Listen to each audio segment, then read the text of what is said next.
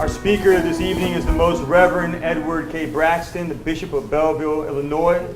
He was a priest of the Archdiocese of Chicago before St. John Paul II appointed him to the episcopacy.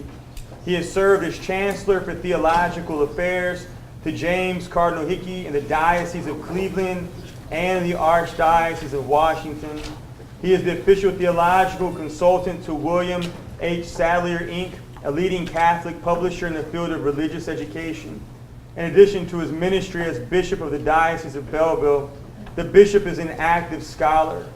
While the formal education at Catholic University of Louvain in Belgium in systematic theology has led to teaching positions at Harvard, Divinity School, the University of Notre Dame, the Catholic University of America, and the North American College in Rome. In recent years, he has turned his scholarship to the question of the racial divide. In 2015, he issued his pastoral letter, The Racial Divide in the United States, a reflection for the World Day of Peace 2015. In 2016, he published the companion pastoral letter, The Catholic Church and the Black Lives Matter Movement, The Racial Divide Revisited.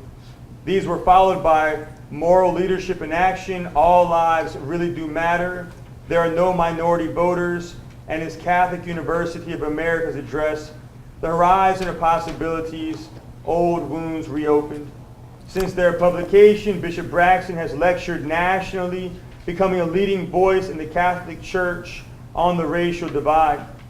The bishop's writings and addresses are intended to invite individuals and groups to enter into conversations about important and sensitive subjects without judging others, in the hope of attaining greater understanding and mutual respect, and making realistic efforts to bridge the racial divide. Bishop Braxton's seminal writings were the inspiration for our inviting him here this evening. The title of this address is Listen, Learn, Think, Pray, Act. The Catholic Church and the Racial Divide in the United States. Please join me in welcoming His Excellency, Bishop Braxton.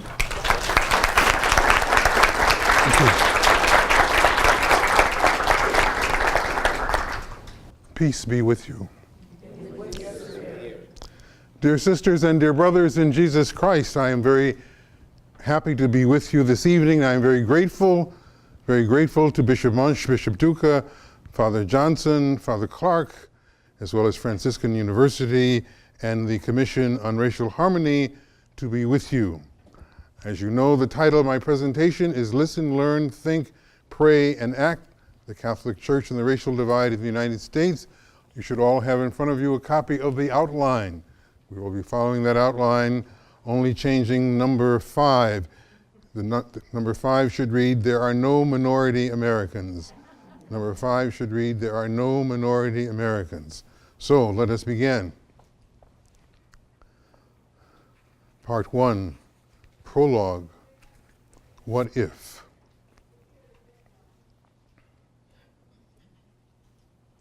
County Cullen, who was a giant of the Harlem Renaissance, wrote an iconic poem about an experience of his youth on a visit to Baltimore.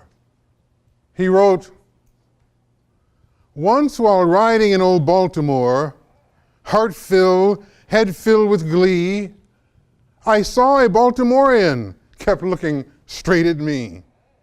Now I was 8 and very small, and he was no whit bigger, and so I smiled, but he poked out his tongue and called me nigger. I saw the whole of Baltimore from May until December. Of all the things that happened there, that's all that I remember.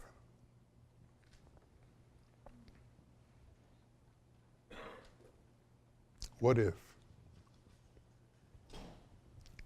What if you were a young white American teenager living in a poor urban area with few opportunities for you to get a good education and find a decent job? Some of your friends are troublemakers, and when the African American police come around, the police often intimidate them. This frightens you because another white friend of yours was shot and killed by African American police when he reached into his pocket for his wallet, which the police thought was a gun. Since you were very young, your parents have warned you to avoid contact with African American police because they may suspect you of wrongdoing. You and your friends live near the Catholic neighborhood church, though you've never been inside of that church since you are not a Catholic, and some of your relatives told you that the Catholic Church is a black racist institution with no interest in attracting any white members at all. Now what if? What if an African American acquaintance of yours persuades you to go with him to visit that very church, St. Charles Zawanga and the Uganda Martyrs? You enter the church out of curiosity, and immediately you notice that Jesus, Mary, Joseph, all the saints, and all the angels are depicted as people of color. God the Father himself is painted on the ceiling of the church as a distinguished older black gentleman. You think to yourself, but I thought God was a pure spirit with no race, no nationality, not even an anatomical gender. Does the Bible really say that God is an elderly, African-looking, brown-skinned man? You wonder if the Catholic Church believes that only people of African ancestry have a place in heaven. Then you notice a huge mosaic covering the wall behind the altar. This mosaic depicts a handsome, athletic-looking African-American young man with closely cropped hair, a trim, very short beard. His brilliant, dark brown eyes seem to be looking straight through you. His eyes are on fire with a mixture of compassionate love and righteous anger. Around his head is a nimbus of white-hot light. The commanding figure is dressed like a common laborer. But the most amazing part of the mosaic is the fact that the man's denim work shirt, stained with the dirt and grime of the day's work, is completely unbuttoned, revealing his heart, throbbing and aflame with the fire of divine love. The powerful flames from his beating heart flare out and envelop the hearts of the men and women of different races and religions standing at the edge of the mosaic. You are completely mesmerized, but suddenly, your African-American friend startles you out of your hypnotic experience. And pointing to the mosaic, you ask him, "What is that?" He answers, "Oh, that's the Sacred Heart of Jesus of Nazareth. It's the work of a local artist. You see it in almost every Catholic church." It's supposed to tell Roman Catholics to meditate deeply on the gift of God's love in Jesus. We're supposed to look at it and then think of specific ways in which we can mirror God's love in our daily lives to all the people we meet everywhere. But actually, most of us really don't do that. So you ask your African American acquaintance, why do all of the saints and angels in the church have African features? Wouldn't the Catholic Church be more truly Catholic and welcoming of all if the holy men and women of the church and the saints and the angels, who after all have no bodies, no race, no gender, were pictured of people of different ethnic and racial backgrounds? Wouldn't it be great if the angels, if they're going to have European features, some would have Asian, Hispanic, and African features? Your African American friend responds, white people always ask that question, but they should realize that Afrocentric art in the Catholic churches all over the world represents everyone, because Afrocentric art is universal. Afrocentric art is normative. They should realize that. But then you say, wouldn't it be a very powerful thing if people of European heritage like me, if we could walk into a Catholic church and see the image of a long-haired, blonde, blue-eyed Sacred Heart of Jesus wearing flowing red robes and pointing to his heart with his fingers? Wouldn't that convey a more authentically universal image of the kingdom of heaven? A truly Catholic church?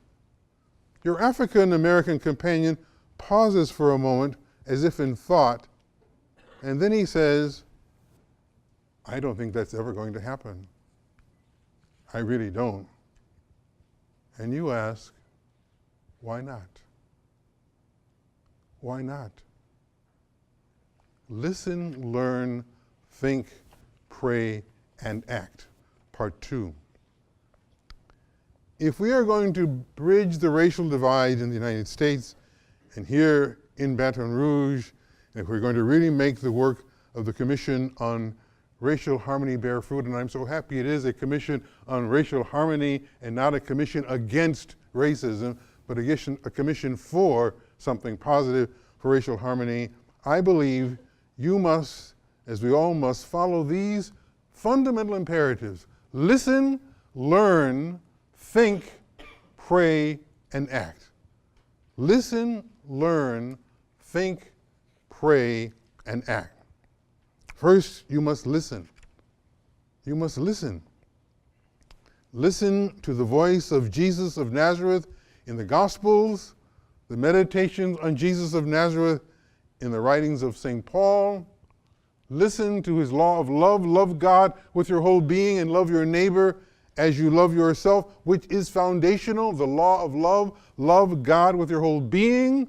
Love your neighbor as you love yourself. Listen to the word of God proclaimed during Sunday Mass. I mean truly listening, prayerfully listening, attending to the word of God in silence, not reading the parish bulletin, not thinking about what you're going to order for breakfast when you leave the church. And listen to the word, asking yourself, how does this apply to my daily life, especially the challenges of the racial divide here in Baton Rouge and the greater Baton Rouge area, and even all through Louisiana. Listen to wise, holy men and women around you, your parents, your grandparents, your daughters, your sons, your sisters, your brothers. Listen to the teachers of the church on the social gospel, Paul VI, John Paul II, Benedict XVI, and our current Bishop of Rome, Pope Francis.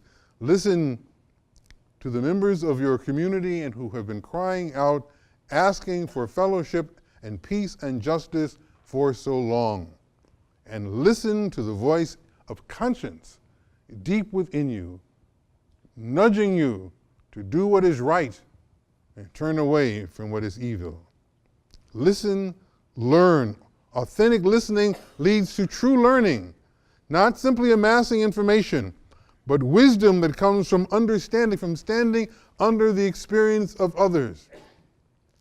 Listening leads to true learning even from those whose views are different from yours, those whose views are opposed to yours. When you listen, you learn at the deepest level possible. Listen and learn. That means don't simply reinforce your own ideas.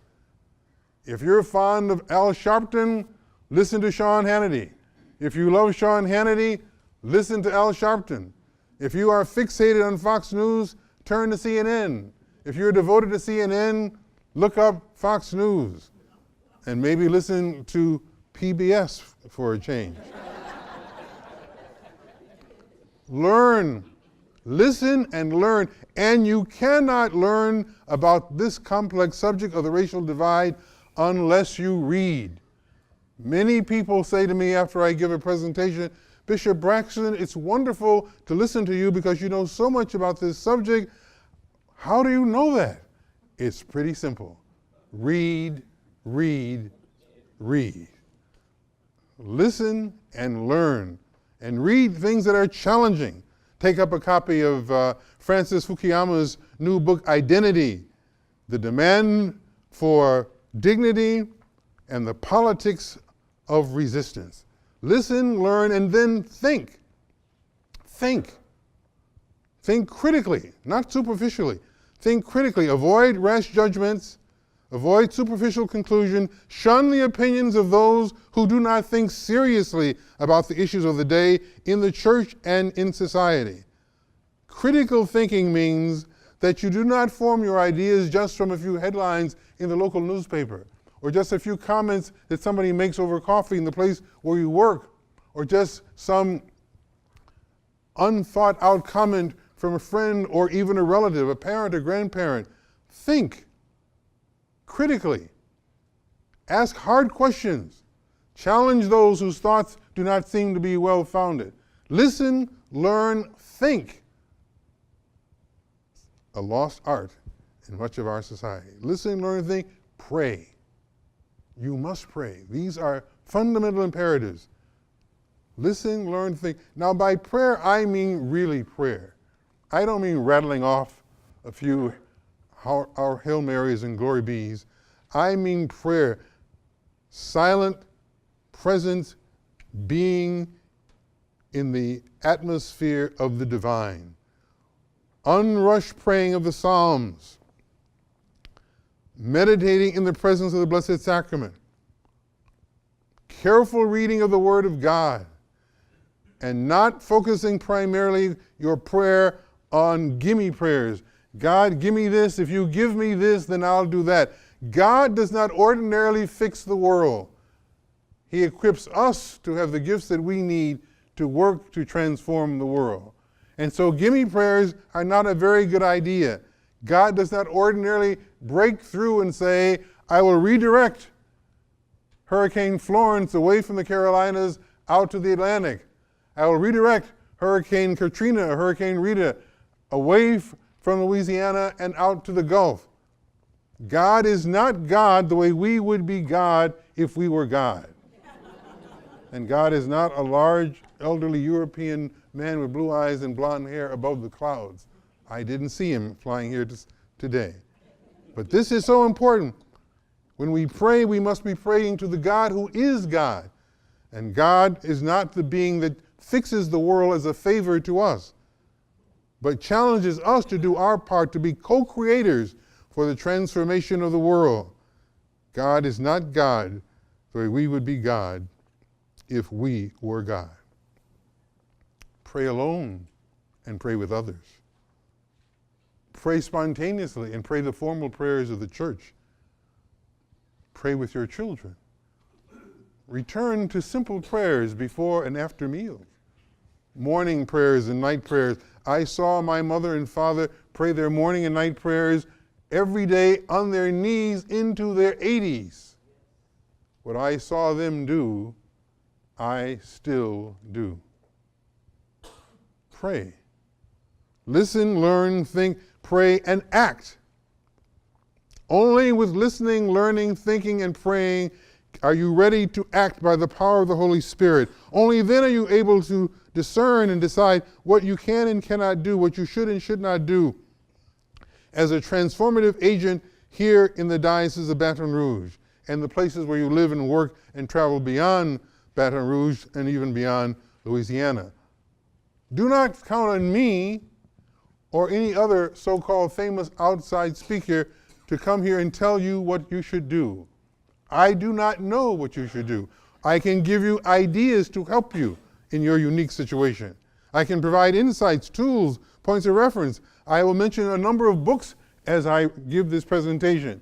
You might want to pay attention to those books and actually read them rather than saying, he reads a lot of books. You might want to listen to the names and read those books. Listen, learn, think, and pray. And that prayer will help you discern how you should act because you have been listening, learning, and thinking. And once you listen, learn, think, and pray, and decide to act, start over again and listen and learn and think. The process must bend back over itself again and again, especially as situations in your community and communities change.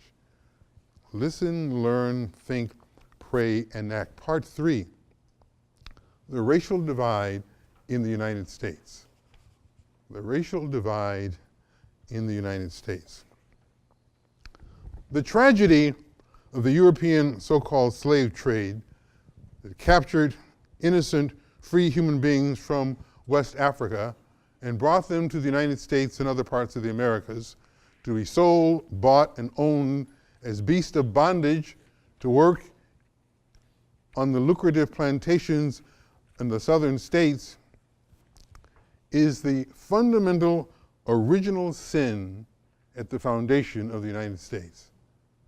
This is the original sin at the foundation of the United States when human beings were used as chattel on the cotton, coffee, sugarcane, and tobacco plantations.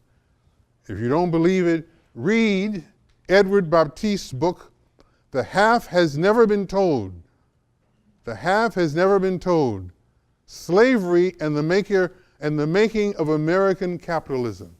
Baptiste, the half has never been told, slavery and the making of American capitalism. And you will see that the American economy then, and to some extent now, was built on an underclass in those days of human beings used as beasts of burden, which led to the foundation of the wealth of this land.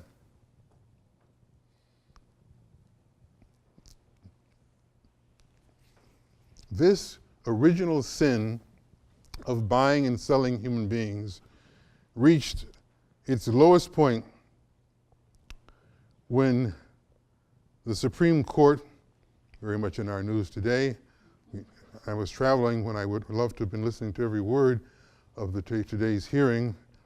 The Supreme Court, under its Roman Catholic Chief Justice, Roger Taney, on March 7th, 1857, when the Supreme Court ruled in the Dred Scott decision that Mr. Scott and his wife Harriet had no standing before the courts because they were not human persons. They were property, like one's barn, one's horse, one's cow, or one's dog.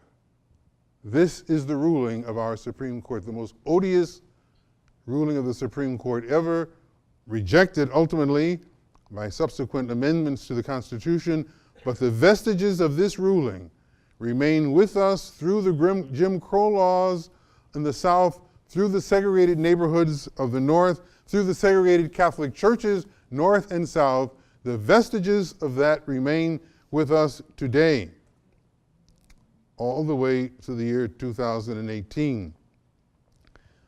And there have been dramatic moments in the process, which I examined carefully in my address at the Catholic University of Old Wounds Revisited, which I cannot recount today.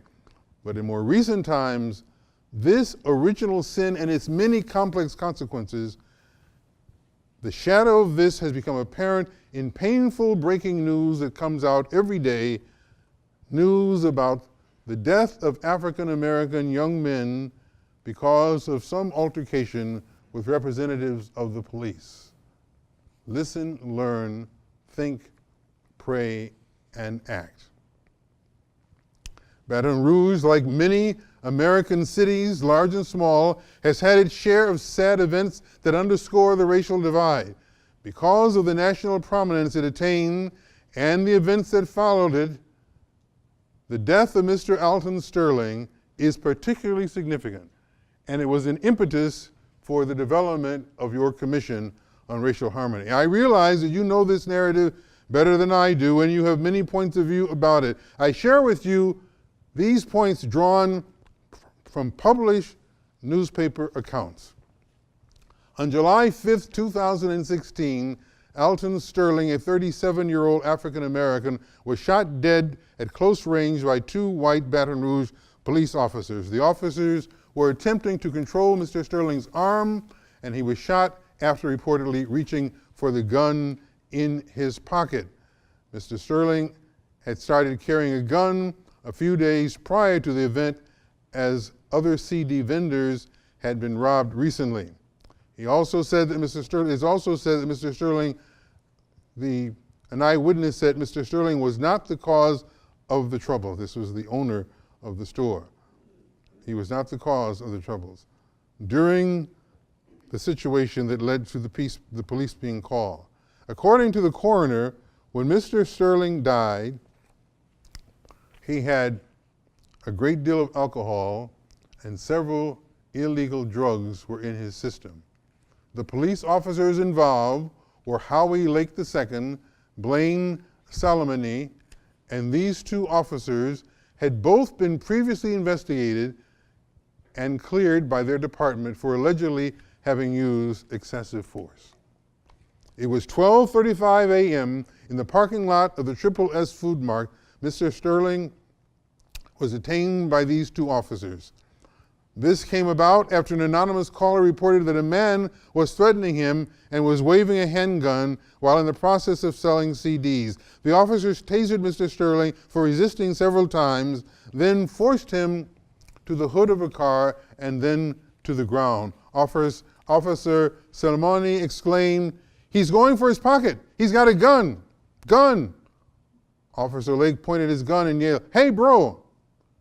Hey, bro. If you move, I swear to God." Then Officer Salami was heard on the video saying, Lake, he's going for the gun, he's going for the gun." The camera caught Officer Salami firing 3 shots and then panned away while 3 more shots were fired before panning back to Mr. Sterling's body with gunshot wounds in his chest and Mr. Salami with his gun drawn and pointed at him. He was shot 6 times within close range. Then the officers retrieved a loaded .38 caliber revolver from Mr. Sterling's front pant pocket. The officers finally radioed for emergency medical help. Multiple bystanders' cell phones captured videos of the shooting, as well as store surveillance cameras and the officer's body cam. The store owner, who was an eyewitness, said to NBC News, "But Mr. Sterling never wielded his gun in a threatening fashion to the officers." In March of 2018, the body cam footage from Officer Salami was released and revealed that seconds after arriving to help Officer Lake, already engaged in trying to detain Mr. Sterling, Officer Lake pulled his gun and threatened to shoot Sterling if he moved. On the night of July 5th, more than 100 demonstrators in Baton Rouge shouted, "No justice, no peace! No justice, no peace!" and set off fireworks. They blocked intersections, protesting Mr. Sterling's death. Some commentators said that because Baton Rouge is a city spread out over a large area, these protests primarily had an impact in predominantly poor African American neighborhoods. In the larger suburban, wealthier areas, it went more or less unnoticed. Other commentators said, no, this is not true. These events had an impact on the whole Baton Rouge community. You know the truth better than I do. Meanwhile, the very next day, July 6, 2016, Mr. Philando Castile, a 32-year-old African American, was pulled over while driving in Falcon Heights, Minnesota by Officer Geronimo Yanez, a St. Anthony, Minnesota police officer. After being asked for his license and registration, Mr. Castile told Officer Yanez that he had a firearm, to which Yanez replied, "Don't reach for the gun then. Don't pull it out." Mr. Castile said, "I'm not pulling it out. I won't pull it out." The officer repeated, "Don't pull it out," and then shot Mr. Castile 7 times.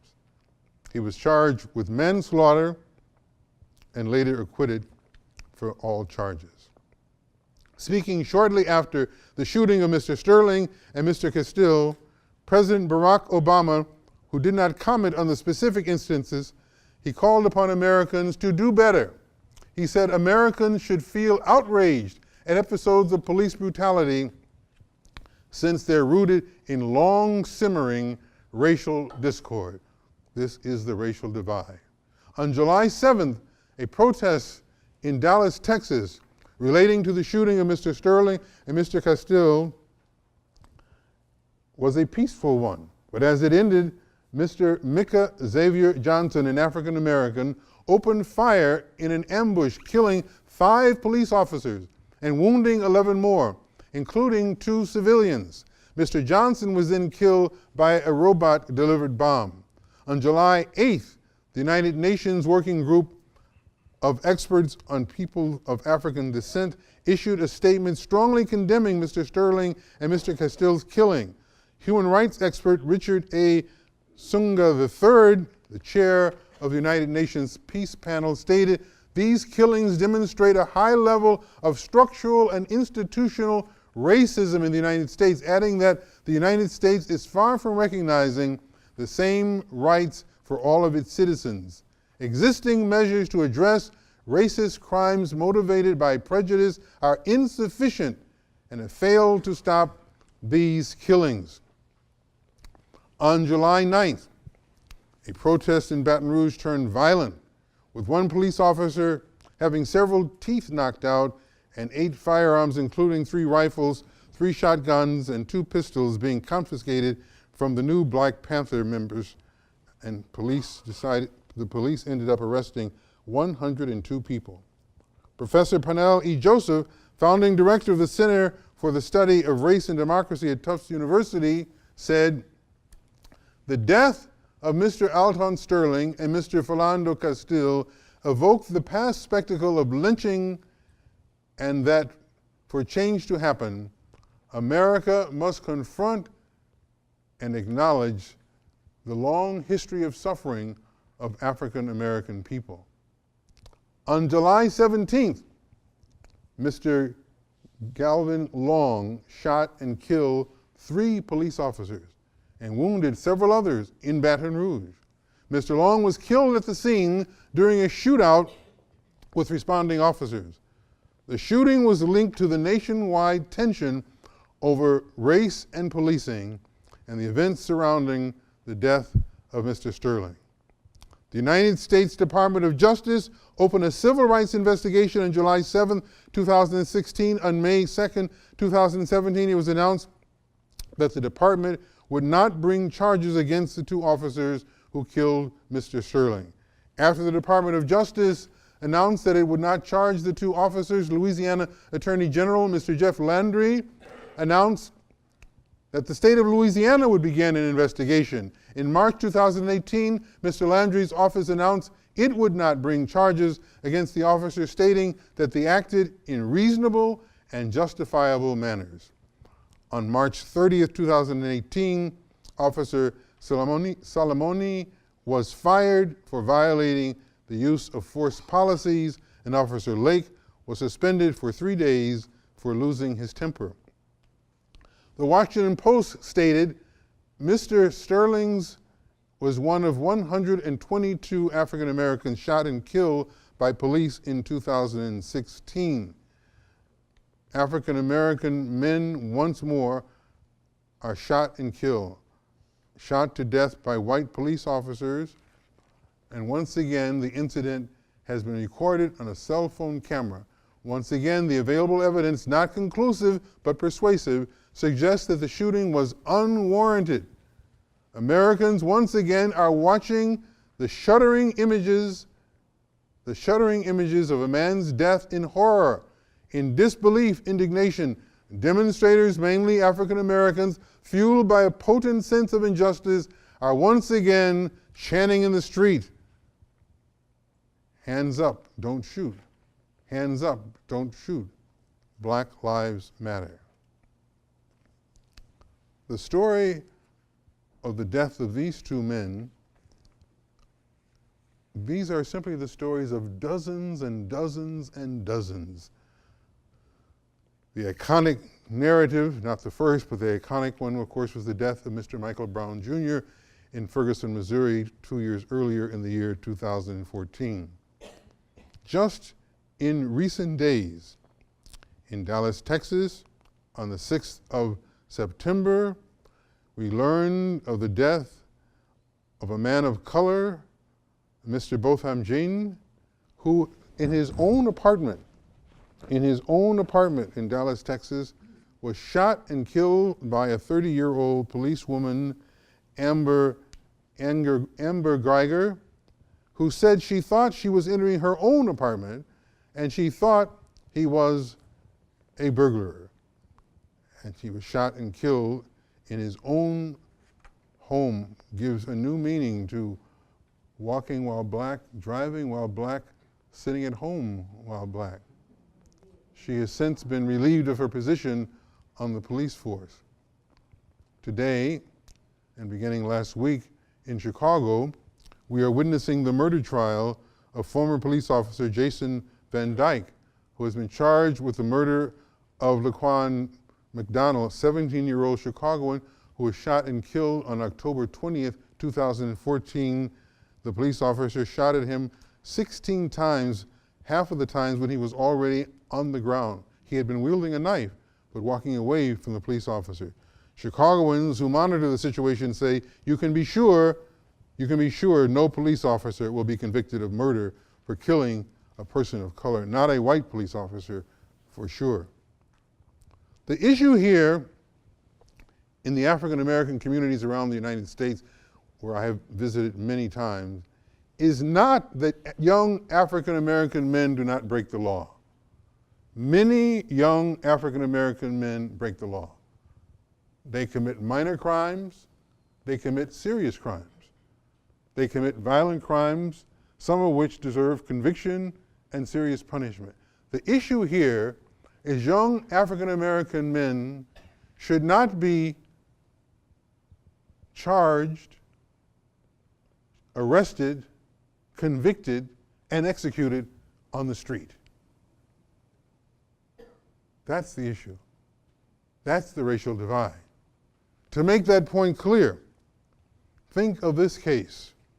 I hope some of you remember the name of Dylan Roof, a 21-year-old neo-Nazi white supremacist who entered the African American Church of Mother Emanuel African Methodist Episcopal Church in Charleston, South Carolina on June 17, 2015, committed to a race war. He entered that church, he prayed with the group, he listened to Bible studies, he was embraced by grandmothers who were octogenarians who hugged him and welcomed him, and when they stood for the blessing, Dylan Roof took a gun from his back pocket and slaughtered the innocents and gunned down these 9 African Americans, proclaiming himself as a white supremacist, hoping to start a race war. But, when he was apprehended on June 17, 2015, he was arrested by the police without being struck, without a shot being fired. Indeed, since he was hungry, they took him to Burger King for a burger, fries, and a shake. Listen, learn, think, pray, and act.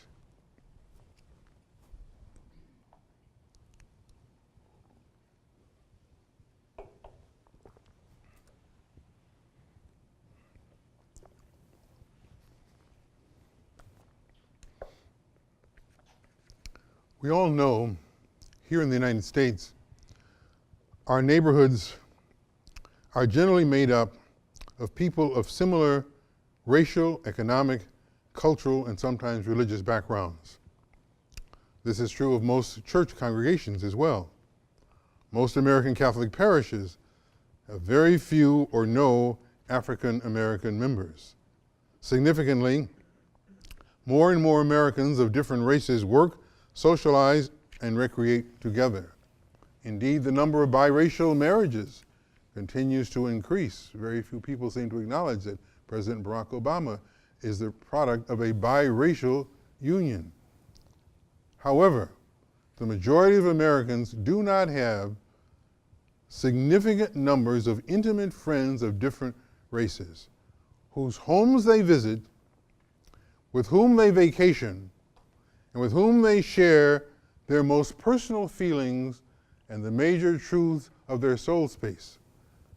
Most Americans do not have a significant number of intimate friends of a race other than their own, whose homes they visit regularly, with whom they vacation, with whom they go out to dinner, and with whom they share their most personal feeling and the major truths of their soul space.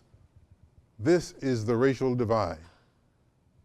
Catholic people, like other Americans, have reacted in a variety of ways to these terrible events that I have recounted, and so many more, and to the protests that have followed. For some Catholics, these events are simply another fleeting news item that has no direct impact on them. They see it on the front of the paper, they see it in the crawl line under the news. The participants are not their friends, not their family members, and it certainly is not their neighborhood. So it does not get much attention. Other Catholics, however, find these to be very disturbing events, and they are concerned about the impact of these events on their nation. But they don't dwell on it. They move on to something else.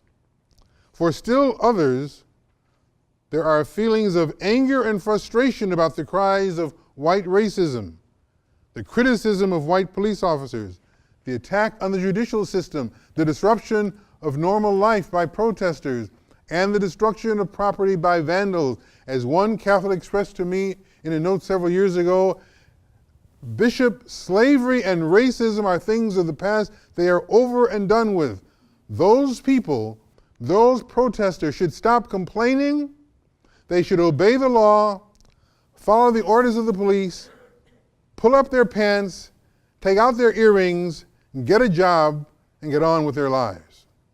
But there are other Catholics who are profoundly distressed. They feel that they were naive in thinking with the election of Barack Hussein Obama, the era of racial conflict was behind us. We were in a post-racial era. As quiet as it is kept, we are not.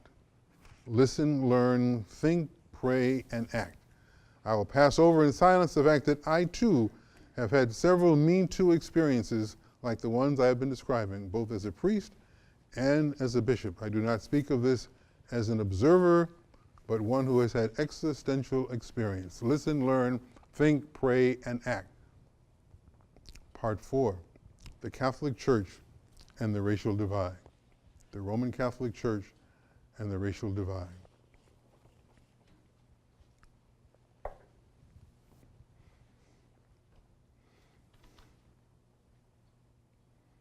By her own admission, the Roman Catholic Church in the United States has a flawed history in dealing with the racial divide.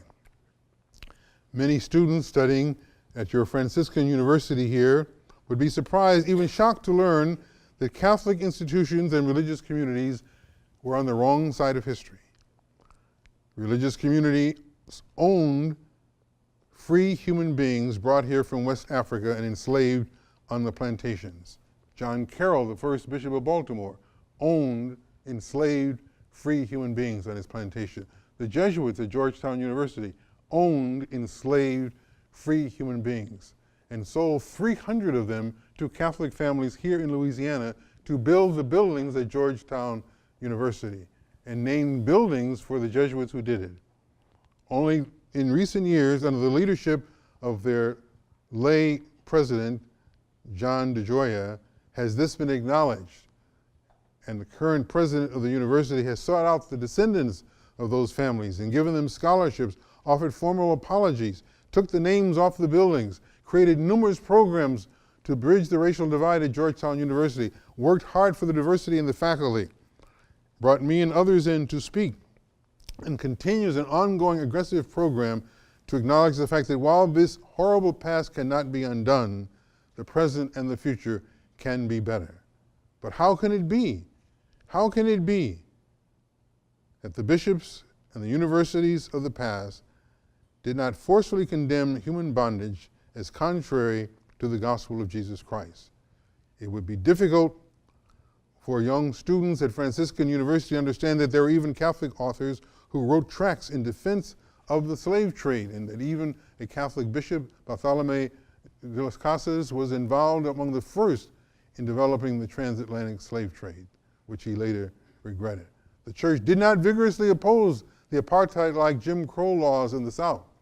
The church did not oppose the fact that in this neighborhood there was a Catholic church for people of European background, in this neighborhood a small church for people of color. The church did not oppose this. The church supported this. The church did not oppose the fact that people of color could not enter most religious orders. They could not become priests or religious sisters in the major orders. The convents, the seminaries said, you are not welcome. Perhaps you might want to join those Sisters of the Blessed Sacrament or those Sisters of the Holy Family. Maybe you want to join the Society of Divine Word or the Josephite Fathers. You're not needed here. You're not wanted here. And people have long memories.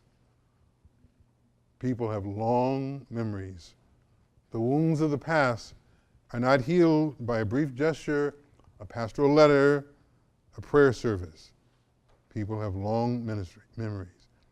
And the fact that the Catholic Church systematically rejected colored people for so long, even in my own diocese years ago, terrible racial conflict in Southern Illinois, and Father Augustus Tolton, whose canonization we hope for, was driven out of Quincy, Illinois, and served in Chicago as a priest until he died of heat stroke as a very young man. I remember well my good friend Joseph Francis from the Society of Divine Word, the late auxiliary bishop of Newark, New Jersey. He was appointed the auxiliary bishop of Newark, having been a provincial in the Society for the Divine Word in 1976. And I remember some of the African American Catholics in Newark, I was a young priest then, only ordained a few years, said, I bet Bishop Francis has been put there to be groomed to become the next Archbishop of Newark. And several other wise African American Catholics said, oh no, he has been appointed just for show. You'll see, Joe Francis will die as the auxiliary bishop of Newark. And so he did in 1997, after 20 years as an auxiliary bishop. 20 years. Why? I knew Joe very well. He did not let this prevent him from living his ministry and proclaiming the gospel of justice. And I was present after he gave a talk, and someone on this issue of the racial divide, and someone stood up and said, but Bishop Francis, I do not understand how it could be that after all that the church has done for your people, there are so few African American Catholics, after all the church has done. And Bishop Francis said, well, if you knew what I knew, if you had experienced what my parents and grandparents experienced, if you had experienced what my brothers and sisters had experienced, if you had experienced what I myself experienced as a priest and as a bishop, you would not ask, how can there be so few African American Catholics? You would ask, how can there be so many? How can there be so many? The same students from Franciscan University might be equally surprised to learn of the great efforts the Catholic Church has made to move beyond this painful legacy. The great efforts on the part of the Catholic Church, priests, sisters, and lay people active in the civil rights movement, working and marching for racial integration in the North and the South, the tremendous impact of Catholic schools and Catholic schools in urban communities that made important educational contributions to the intellectual and moral formation of African American youth, many of whom were people of other faiths and who have become leaders in our nation in so many areas. The Catholic Church has also been at the forefront of programs to confront the sources of poverty, which is a fact of life in many African American households. The Catholic Church's hospitals and healthcare systems often serve the poorest of the poor. Those students from Franciscan University would probably be ignorant of the many writings of the American bishops from 1958 to the present, acknowledging the horrors of the racial divide. They probably have never heard of the 1979 pastoral letter of the American bishops, brothers and sisters to us, that condemns the sin and the heresy of racism in the Catholic Church. Indeed, many Catholics throughout the United States have never heard of that document. And we could take that same letter, not the one we're trying to get finished now, that same letter, change the statistics and make them contemporary, correct the dates and make them contemporary, and reissue it, and 90% of Catholics in the United States would say, well, this is something new. This is great. The bishops of the United States have written this bold prophetic letter on the sin and the heresy of racism, because when it was published in 1979, in their dioceses, in their parishes, in their churches, in their school, it was not mentioned at all, or mentioned only in passing. It was not given the kind of exposure it would need to have an impact to help people to realize that it is the law of love given to us by Jesus Christ that compels us to work urgently to bridge the racial divide in the United States. Indeed, many Catholic people are becoming more and more aware that concerning the racial divide, the need for the Catholic Church is not so much to write more, not so much to say more, but to do more. To do more. Listen, learn, think, pray, and act. Listen, learn, think, pray, and act.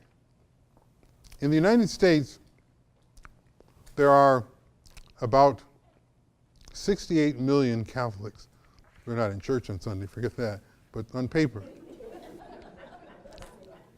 And fewer than 3 million are people of color. In the United States, in spite of the fact that we have hundreds of bishops, there are only 14 African American bishops. Only 6 are diocesan bishops, not the Archbishop of Newark, are diocesan bishops. 3 are auxiliary bishops, 5 are bishops emeritus. Of the thousands and thousands of Catholic priests we have in the United States, though that number is declining, fewer than 250 are African American. And many of these are retired or approaching retirement or in failing health, making it a very small pool from which to select future candidates to serve as leaders and as bishops in the church. Happily, the number of permanent deacons from the African American community is strong, more than 400. And about 70 men of African descent are studying for the priesthood, though a good number of these are Africans in America and not African Americans. There are perhaps as many as 400 African American religious sisters and perhaps as many as 50 religious brothers, but many of these are retired and approaching retirement, and there are few or no postulants or novices in these religious communities who are African American. Sadly, for many, many decades, African American students were not welcomed by dioceses in local seminaries, young women were not welcome in local convents, and bishops and seminary rectors excluded them as being unsuitable. I can still remember giving a lecture, giving a workshop for priests in a diocese far, far away, and the bishop speaking to me at a nice dinner at his residence afterwards said, "You did a good job, Father Braxton. You are an eloquent speaker and you know an awful lot.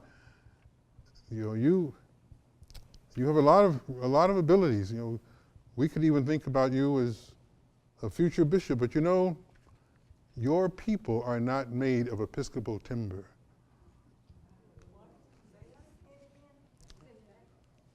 Your people are not made of Episcopal timber. I did not forget that. Listen, learn, think, pray, and act. Those imperatives are so important. Listen, learn, think, pray, and act. And I don't like it when I say that, and I meet someone 3 months later, "Oh, we liked your talk. You said, learn, think, pray." No, I didn't. No, I didn't. "Oh, you did. You said, learn, think, pray." No, I didn't. I said, listen, learn, think, pray, and act. In that order and each part. Nothing can be added, nothing can be subtracted. It must be in that order. Part 5. Part 5. There are no minority Americans. There are no minority Americans.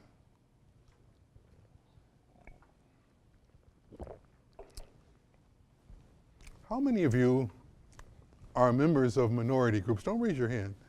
How many of you are members of minority groups? And who told you that you were a member of a minority group? And how many of you are not members of minority groups? And who told you that you are not a member of a minority group? These expressions, commonly used both in our society and in the Catholic Church, are quite problematic. I believe, upon careful examination, they are radically incorrect, and they exacerbate the racial divide. And these expressions are questionable because they ignore what it actually means to be an American, and they ignore what it actually means to be a Catholic. The use of the term minority groups and the implied term Majority group are not used consistently in references to all groups of Americans who are statistically a small number in the population. The term minority and minority group is a language that is the language of power. And it is a language that has as its result the maintaining of an underclass. American citizens whose family come from Luxembourg, whose families come from Norway, are a very small part of our population. But yet, they're not members of minority groups. They're never referred to as minorities. Why not? Why not? Who among American citizens constitute the majority group? There are no ethnic Americans in the same sense that one might speak of ethnic Japanese in Japan, for example. There is no single ethnic, racial, or cultural group that constitutes true Americans. Every citizen of the United States is fully and equally an American in the exact same sense of the word because they are citizens. Citizens who are descendants of passengers on the Mayflower are not somehow more truly American citizens than descendants of so-called passengers on slave ships or the most recent immigrants from Iran, Syria, or the Palestinian territory. Or Native American people who certainly know they're not in India and therefore they are not Indians. Native American people who were granted citizenship in their own land by Congress in 1924. If they are citizens, then they are Americans, precisely because there are no ethnic Americans. A careful reflection on the meaning of the expression e pluribus unum, one from many, excludes the possibility of designating minorities and minority groups in this country unless every group of citizens here are termed as minorities and minority groups. Obviously, this country does not accept this. The Catholic Church does not operate accepting this. And certainly political groups do not accept this, and commentators do not, and people of color do not accept it because they have taken to themselves the use of the term, since we are in a minority, we are minority groups, and therefore there must be set aside programs for education, for housing, and for employment, et cetera, and that's an issue which I addressed in other writings. But I believe it is very interesting to note there was a time when American citizens whose family came from Ireland or Italy, and those who were Jewish, called immigrants or foreigners and undesirable minorities, that was a commonplace, but not anymore. How did it happen that immigrants from Eastern and Western Europe, who were once called minorities, those dirty Irish can't live here, those dirty Irish can't get a job here, how did it happen that changed? This is a relatively recent development. And I ask you to consider reading Noel Ignatiev's magisterial book, How the Irish Became White. Noel Ignatiev, How the Irish Became White. And if that is overwhelming to you, then read Matthew Fry Jacobson's book, Whiteness of a Different Color, European Immigrants and the Alchemy of Race. Matthew Fry Jacobson, Whiteness of a Different Color, European Immigrants and the Alchemy of Race. Now, I must say, when I recommend books to you, don't run out and buy them or buy them online on Amazon until you look at them. And if you find out that there are too many pages and too many footnotes and you're expecting something like Time magazine, don't waste your money. These are not that type of book. But The Alchemy of Race notes that the process of gathering together those Americans whose ancestors were from various European countries with very little in common and actually at each other's throats in cities like Chicago, Cleveland, St. Louis, New York, Boston, Philadelphia, Detroit, Los Angeles, Miami, Houston, gathering them together as the majority group and relegating everyone else as minority is a relatively recent historical and arbitrary development, and a lot of it had to do with the great migration of people of color from the South in the 1930s, 40s, and 50s, escaping the horror of the Jim Crow laws in the South. And since they found themselves competing for housing, for employment, for resources, this wave of people of color from the South were relegated into various so-called ghettos, which is, of course, the Jewish neighborhood originally, so-called ghettos and housing projects to keep them separated from those who considered themselves the true Americans. This issue of minority group and majority group, or minorities, and the term used as the language of power is so significant that even in a city, and I read this several years ago, referring to a certain city, in this city, in the next 20 years, the people of Hispanic background in this city will be more numerous than the white people. So the majority of this city will be made up of minorities. The majority of this city will be made up of minorities. So that even when the people of European background are only 30% and the Hispanic or Latinos are 70%, those 30%, they're the majority. The 70% Hispanic, that's the minority group. That is the language of power. Because majority group, minority group language subtly describes people as what they are not. They're not us. In my diocese, when construction workers come to build a new hospital or a new plant, and we tell them we must see who they're hiring as workers, laborers in these skilled jobs, they say, well, we can only hire about 2% minorities. I don't think you should hire any minorities. But I do think your workforce should show diversity. We don't have 15 different minority groups. In this area, we have people of African background, we have people of Asian background and Hispanic background, and European background. Your workforce should show diversity. Please use the language of diversity and not refer to people as hiring more minorities, but that the workforce is made up of diverse people. That language, minority group, is not unlike the language of the Catholic Church, by which we have developed this habit of referring to our sisters and brothers who are Lutherans, Presbyterians, Baptists, Orthodox, Episcopalians, not as Christians of other traditions or not as our brother or sister Christians, but as non-Catholics. Non-Catholics. We name them by what they are not. I never refer in any ecumenical interfaith gathering to people as non-Catholics. When were you last called a non-Baptist? A non-Presbyterian? A non-Lutheran? This is the language of power, unintentional, intentional or not. It's the language of power. We name people as what they are not. Even on an elevator in New York not too long ago, where I was giving a talk, someone I did not know, a man and his wife, said to me, I was in my clerics, are you a Catholic priest or something? Well, something. Well, I just want you to know, Reverend, that we're non-Catholics. But we non-Catholics, we love your Pope. We're non-Catholics, but well, what are you? Well, we're non-Catholics. So you go to the Church of the non-Catholics? Well, actually, we're Jewish. Ah, so you're not a non-Catholic. You're Jewish. Are you conservative, Reform, or Orthodox? Well, we're Reform. So you're really not non-Catholic, since that isn't really anything. You are something.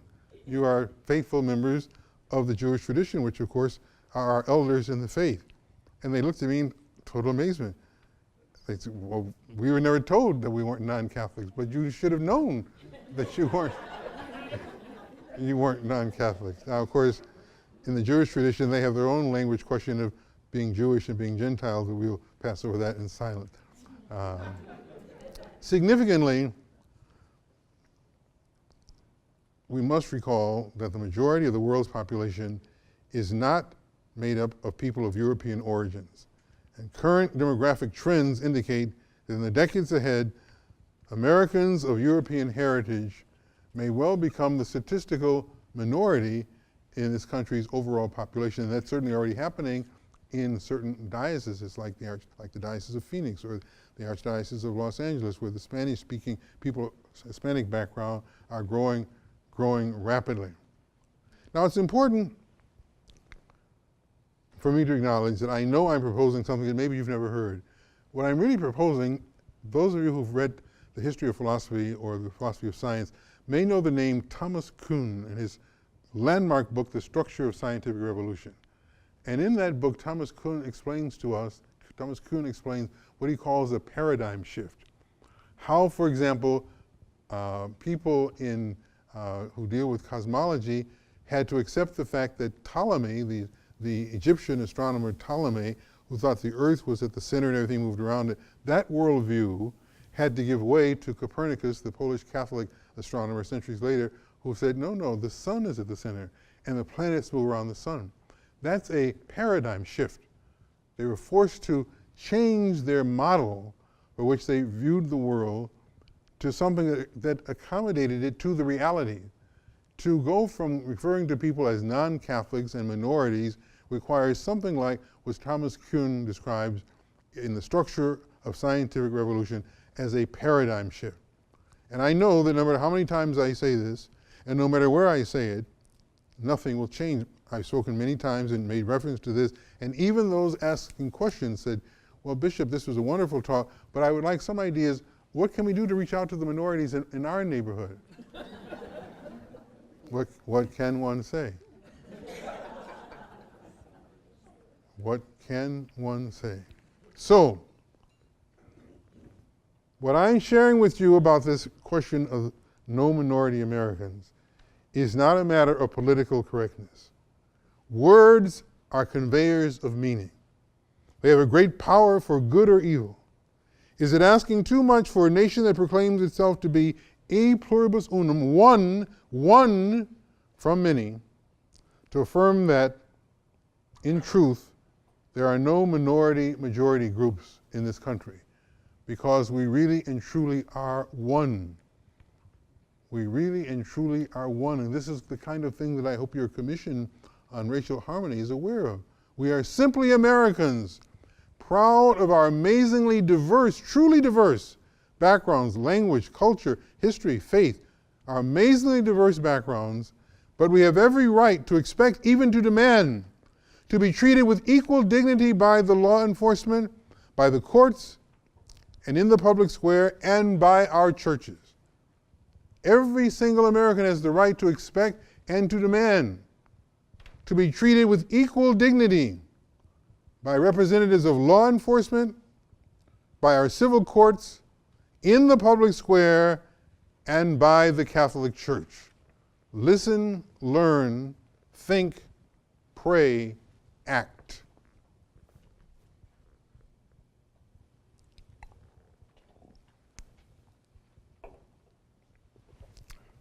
Conclusion. Everybody can do something. Everybody can do something. What can you do in Baton Rouge? Everybody can do something.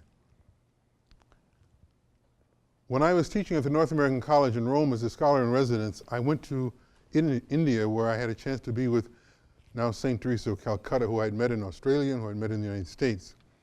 And visiting with her and her sisters, seeing them in their utterly simple lives, no shoes, no nothing, caring for the wounded, the suffering, and the dying in the streets of Calcutta,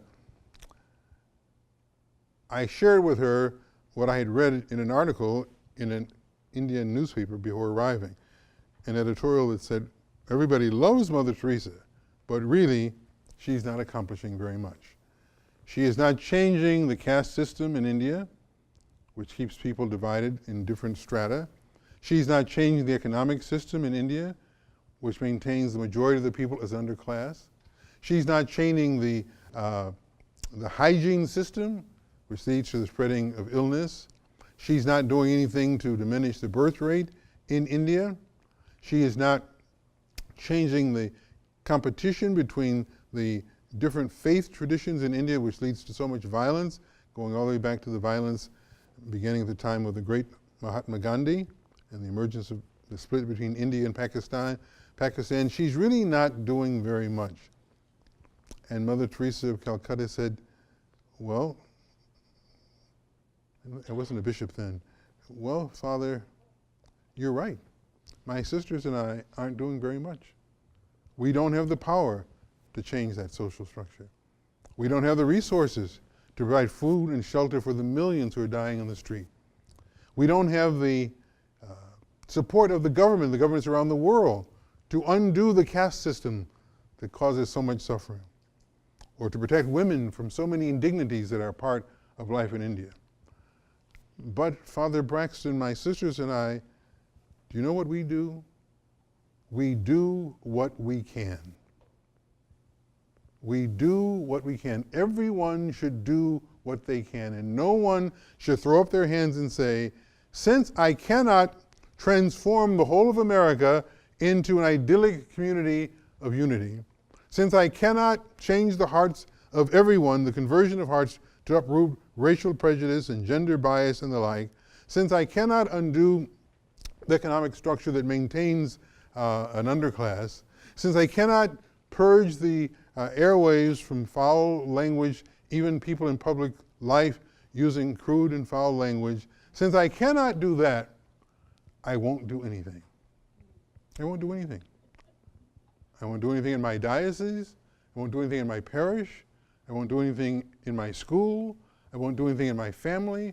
I won't do anything in the place where I work. I won't say anything to relatives of mine who I know use language of bias and prejudice. Since I can't fix the big picture, this frees me from doing anything at all. Mother Teresa of Calcutta said, everybody can and should do something. I was happy to hear that Father Johnson was telling me that as we came from the airport, that some of you have actually taken up my pastoral letter, The Racial Divide of the United States, a reflection on the World Day of Peace 2015, which is in a workbook form, and actually used this and worked your way through it. This document, The Racial Divide of the United States, which is available online, the Diocese of Belleville, free, gives you an actual program of specific things you can do, specific things you can read, specific prayers you can pray, specific activities that you can be involved in to make your commission on racial harmony concrete and effective. It's being used all over the country. I've just been asked to speak about this at the Notre Dame Law School in London. I've been asked to even speak in Australia about this, even though the situation in Australia with the Maori people is totally different, but it works if you do it. And the same thing that could be done with this in a different way could be done with my pastoral letter, the Catholic Church and the Black Lives Matter movement, though it isn't in a workbook format. It can be used in the same way. The same thing could be done with my essay, Old Wounds Revisit, the address I gave at the Catholic University of America, available online. The same thing could be done with my paper on We Too Sing America, the Catholic Church and the Museum of African American History and Culture, also available online. The same thing could be done with my essay, 50 years later, what if Dr. Martin Luther King Jr. were alive today? 50 years later, filled with specific questions and ideas that he would be thinking about today, poverty, education, social life, even the Black Panther film. All available online, and these copies that are here for the taking. There are only a few copies of each, but anybody who wants one can take them. When they're gone, they're gone. That's just a resource. There are other resources. I understand you're making use of other resources in the diocese. Father Johnson, you mentioned one. Dialogue on Race, Louisiana with Ms. Maxine. That's right. Excellent resource. So don't tell yourself that since you can't do everything, you are free to do nothing.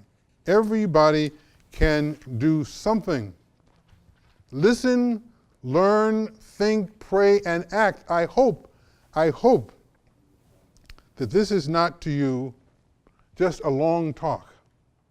I hope what I've shared with you tonight is a motivation to conversion of heart.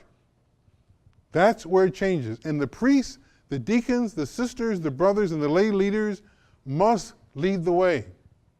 Because if pastors, bishops, priests, sisters, deacons, and lay leaders convey attitudes of prejudice and bias and exclusion, the people will take their cue from what they see in the leadership. I say what I know, and I know what I say. Amen.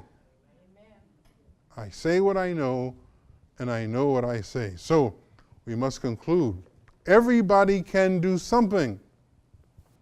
To choose to do nothing is to maintain the racial divide and not to cooperate with the vision of the Commission on Racial Harmony. If you do nothing, I hope the words of the old Negro spiritual will ring in your ears. God gave Noah the rainbow sign. No more warnings. The fire next time. Thank you. Thank you very much.